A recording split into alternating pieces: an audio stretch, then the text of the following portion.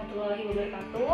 Kami dari kelompok 4 akan membawakan presentasi yang berjudul Organisasi Pemerintahan Daerah. Hukum pemerintah daerah adalah suatu bidang hukum yang mempelajari tentang aturan-aturan hukum. Nah, terkait tata kelola, tata pemerintahan, dan tata laksana pemerintah di daerah. Dalam konteks Indonesia, hukum pemerintahan daerah memfokuskan pada pelaksanaan otonomi daerah di suatu pemerintahan. Nah, materi muatan dari mata kuliah ini meliputi konsep negara hukum, negara kesatuan, dan negara federasi. Dasar hukum, keberlakuan hukum pemerintahan daerah, dan sejarah pengaturan pemerintah daerah di Indonesia dari masa ke masa, serta asas-asas pelaksanakan pemerintahan daerah dan hubungan eksekutif dengan legislatif. Nah, pertanggungjawaban kepala daerah dan pertimbangan keuangan pusat dari daerah, dari sumber keuangan daerah dan pemerintahan desa.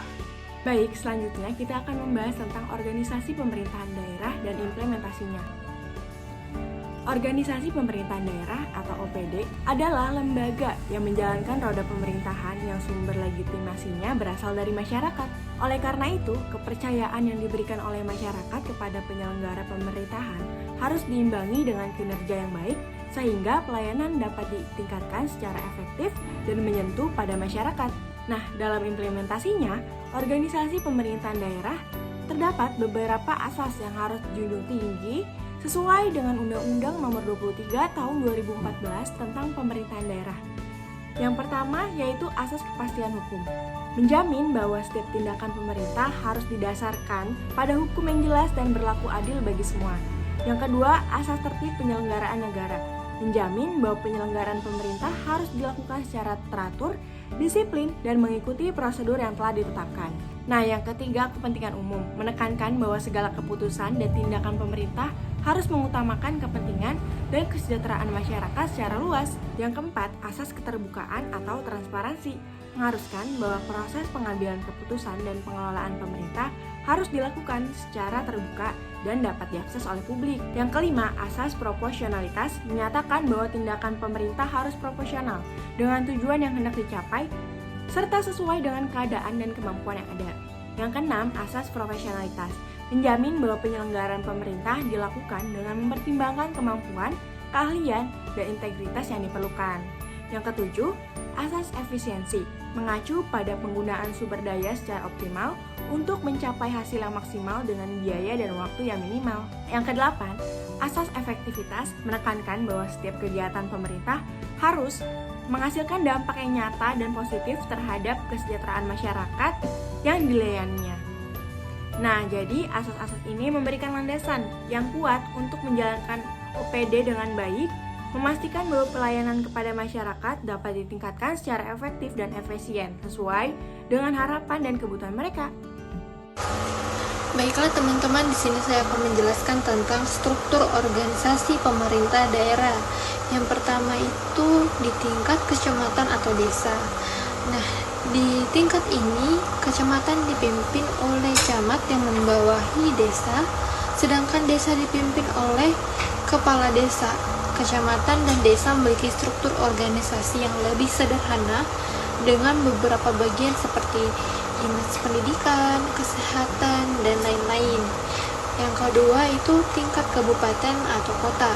Kabupaten dan kota itu dipimpin oleh bupati atau wali kota yang membawahi sekretaris daerah.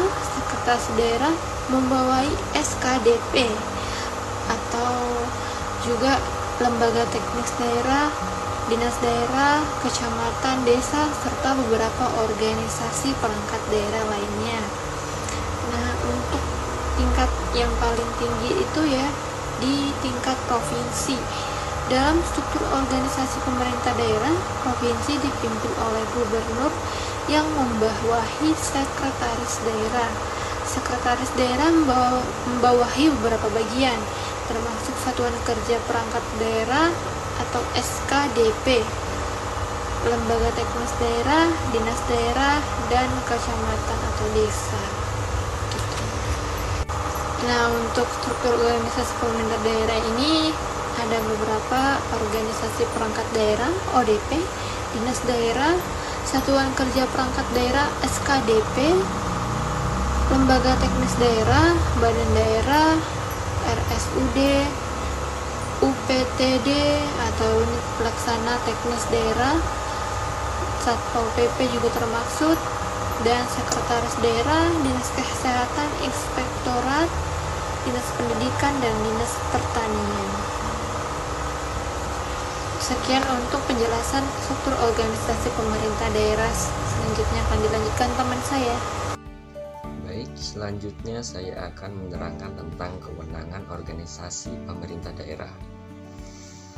Kewenangan organisasi pemerintah daerah dalam sistem pemerintahan Indonesia memiliki beberapa fungsi yang penting dalam menjalankan tugas dan fungsi pemerintahan daerah. Berikut adalah beberapa aspek kewenangan organisasi pemerintah daerah. Yang pertama, fungsi pelayanan. Kewenangan organisasi pemerintah daerah meliputi memberikan pelayanan kepada masyarakat yang mencakup berbagai sektor seperti pendidikan, kesehatan, dan fasilitasi sosial yang umum dan secara layak. Yang kedua, fungsi pengaturan. Kewenangan organisasi pemerintah daerah juga meliputi fungsi pengaturan yang melibatkan pengaturan seluruh sektor dengan kebijakan dalam bentuk undang-undang, peraturan pemerintah, dan peraturan lainnya, guna terciptanya stabilitas negara dan pertumbuhan negara.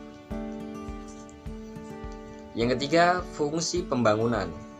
Kewenangan organisasi pemerintah daerah juga meliputi fungsi pembangunan yang dijalankan jika kondisi masyarakat melemah dan pembangunan akan dikontrol ketika kondisi masyarakat membaik.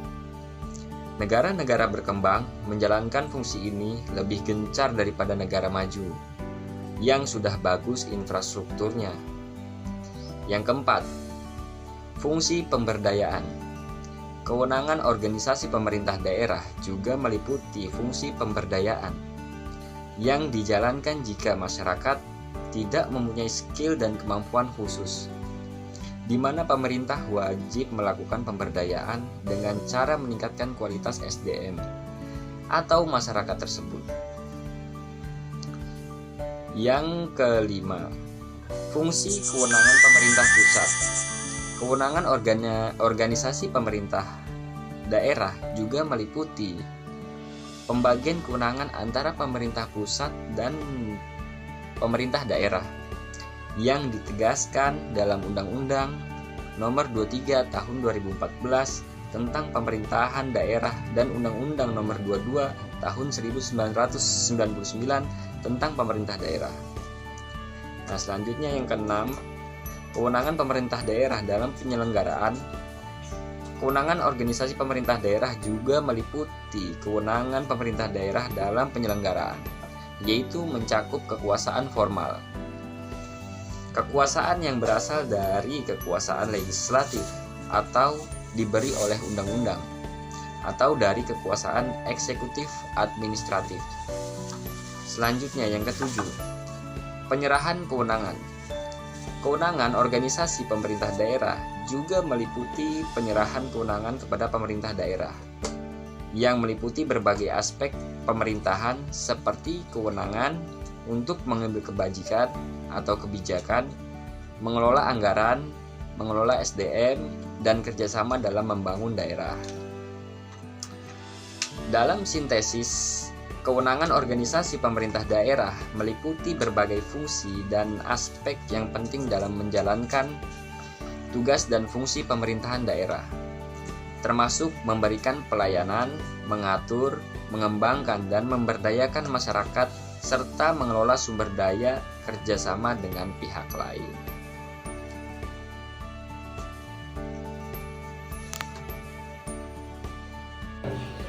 Dan sini saya akan menjelas beberapa contoh organisasi pemerintah daerah. Peraturan Pemerintah Nomor 41 Tahun 2007 tentang organisasi perangkat daerah. Peraturan ini mengatur organisasi perangkat daerah dengan tujuan untuk memastikan bahwa perangkat daerah dapat menyelenggarakan seluruh urusan pemerintah yang dilaksanakan oleh pemerintahan daerah. Daerah harus ditetapkan dengan pendomaan pada peraturan pemerintah.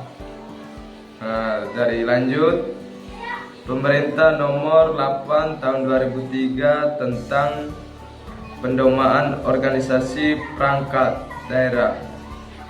Peraturan ini memberikan pendomaan yang lebih luas bagi seluruh urusan pemerintah. Peraturan ini menetapkan bahwa pembentuk organisasi perangkat daerah harus didasarkan pada kriteria penahanan organisasi perangkat daerah. Oke, lanjut. Peraturan Pemerintah Nomor 18 Tahun 2016 tentang perangkat daerah.